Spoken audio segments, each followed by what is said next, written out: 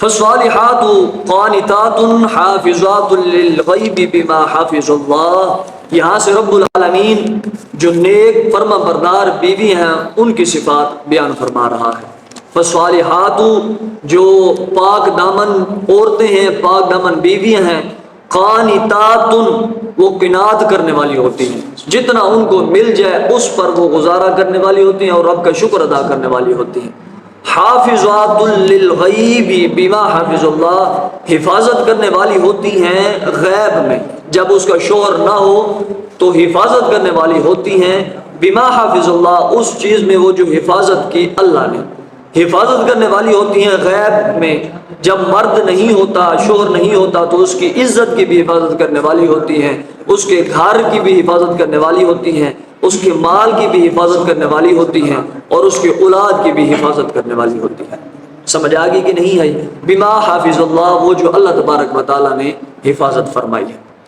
فالصالحات نیک، فالصالحات نیک بیویاں، پاک دامن بیویاں کون ہوتی ہیں؟ ان کی صفات رب نے یہاں دو ارشاد فرمائی ہے، دو صفتیں رب نے بیان فرمائی ہیں۔ قانتات، وہ قناعت کرنے والی ہوتی ہے۔ قناعت کا کیا مطلب ہوتا ہے؟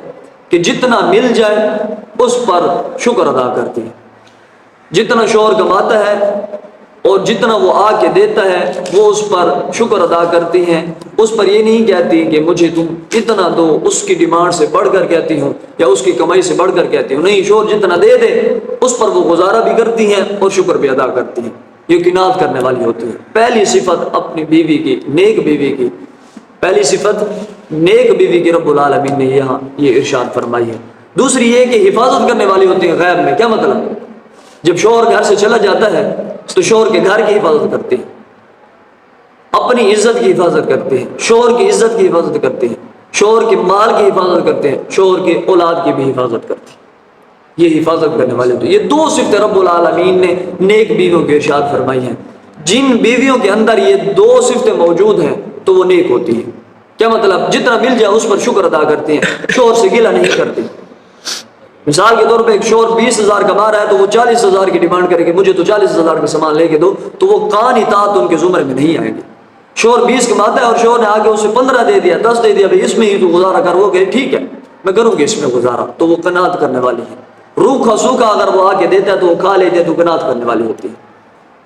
وہ جس طرح کھلاتا ہے، جس جگہ رکھتا ہے، جس مکان میں رکھتا ہے، تو وہ اس پر بھی شکر ادا کرتے، بھائی میں تیرے ساتھ ہوں، تو جس طرح مجھے کھلائے گا میں وہی کھاؤں گی، تو جس طرح مجھے پہنائے گا میں وہی پہنوں گی، اور جتنا تو جس جگہ پہ تو مجھے بٹھائے گا میں وہاں بیٹھوں گی، تو یہ قناعت کرنے والی ہوتی ہے۔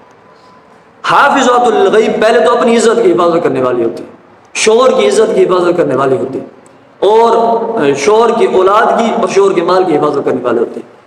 اور ایک معنی یہ بھی ہو سکتا ہے کہ شوہر کے جو ہے اسرار ہوتے ہیں، شوہر کے جو راز ہوتے ہیں ان کی بھی حفاظت کرنے والی ہوتی ہے، شوہر کے رازوں کی بھی کیا کرنے والی ہوتی ہے؟ حفاظت کرنے والی ہوتی ہے۔ یہ نیک بیویوں کی علامتیں ہیں۔ بما حافظ اللہ، وہ جو اللہ تبارک و تعالیٰ نے حفاظت کی ہے، اللہ ان کے رازوں کی حفاظت نہیں کرتا؟ اللہ ان کی عزت کی حفاظت نہیں کرتا؟ بالکل کرتا ہے۔ تو جو اللہ حفاظت کرتا ہے تو یہ اپنے شوہر کی بھی حفاظت کرنے والی ہوتی ہے۔ فالصالحات میں یہ بھی مراد ہے کہ وہ اللہ کے حقوق کی ادائیگی کرنے والی ہوتی ہیں، اللہ کے حقوق کی کیا کرنے والی ہوتی ہیں؟ ادائیگی کرنے والی ہوتی ہیں، اور اللہ کی فرما بردار جو عورتیں ہوتی ہیں وہ انہی کی بیویاں ہوتی ہیں، جو مرد ہوتے ہیں ان کی نیک بیویاں قرار پاتی ہیں۔ آئی سمجھ کی نہیں آئی؟ فرما بردار بیویاں وہ ہوتی ہیں جو قناعت کرنے والی ہوتی ہیں اور جو غیب میں حفاظت کرنے والی ہوتی ہیں۔